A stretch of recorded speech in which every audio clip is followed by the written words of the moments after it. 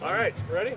Well, thank you all so much for being here. Delighted to join you today for a momentous announcement, which is we are here today to announce the leadership of our transition and of our inauguration. And so very excited to introduce you to some of the most incredible community leaders that you probably know already, but to be able to join forces with them on our plan to build a vibrant Denver. So we are calling this transition Vibrant Denver, and we'll be focused on how we can make sure we get to listen to community leaders all across the city on what they think is working right now about their government, what isn't working about their government, and what they want to see done differently and better.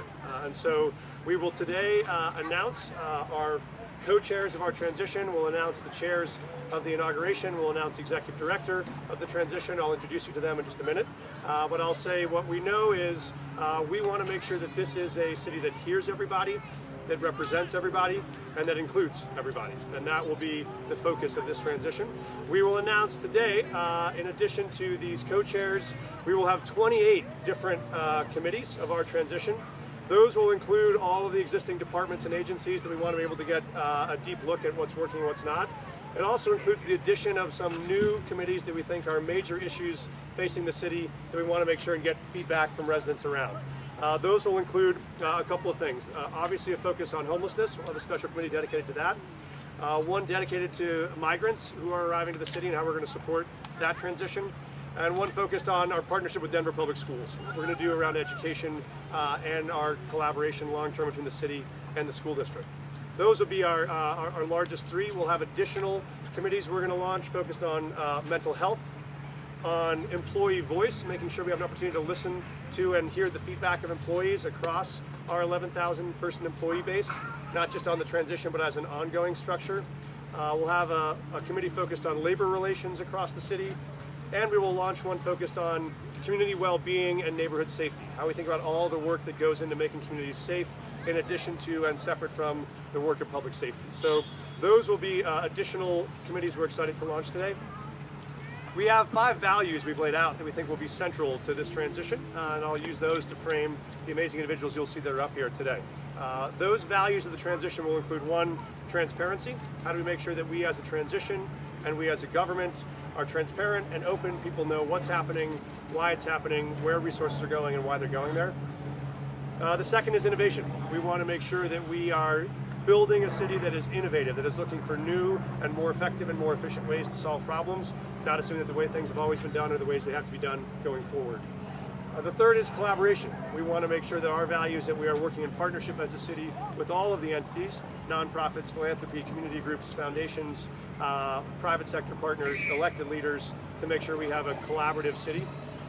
And equity is a major focus of our work, to make sure that those communities that have been historically excluded have a voice, are present, are leading both how we think about the services that they receive and the city that we build. And the last one is transformation, how we make sure that we're not just rearranging chairs on the decks of the Titanic. How are we actually make sure you are fundamentally changing the way that the city operates so that we're delivering the best quality services to everybody. For those of you that were paying attention on your bingo card at home, there is a nice mnemonic for that, that is the ticket. TICET is transparency, innovation, collaboration, equity, transformation. Those are the values you'll see associated with the transition. I know, I'm a dork like that. Mnemonic devices are helpful as an educator. And even more helpful is you will see those values represented by the people we brought on to help lead this effort. And so first, delighted to introduce you to who will be the executive director of our transition, which is Amy Desai.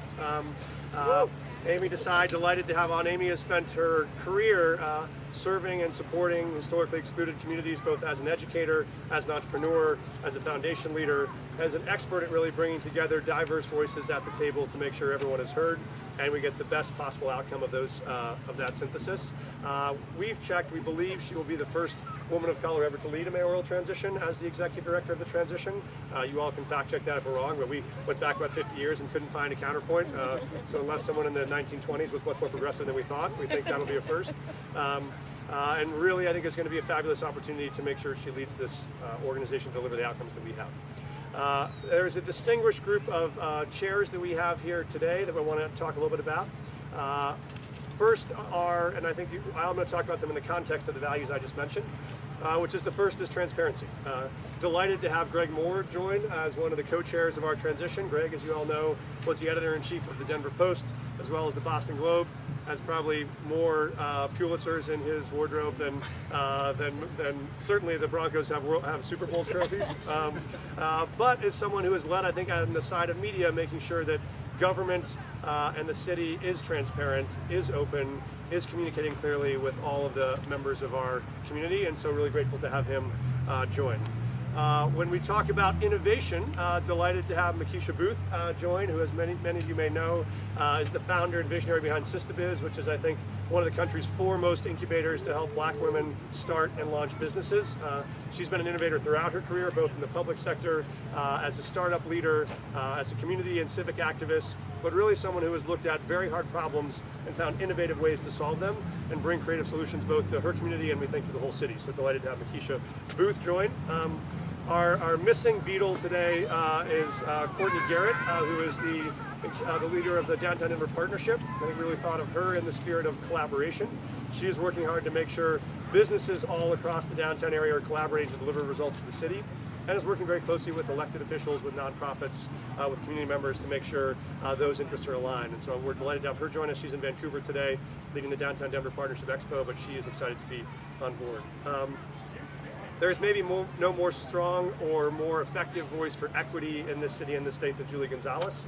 Many of you who probably know for her career work, I got to work with her long before she was a state senator on issues of supporting young people who are undocumented as an activist, but both on issues of criminal justice reform, on social justice, on immigration, on equity, around access to reproductive care. She has been a real champion on making sure every community in this city is heard, and really delighted to have her join as a co-chair of the transition.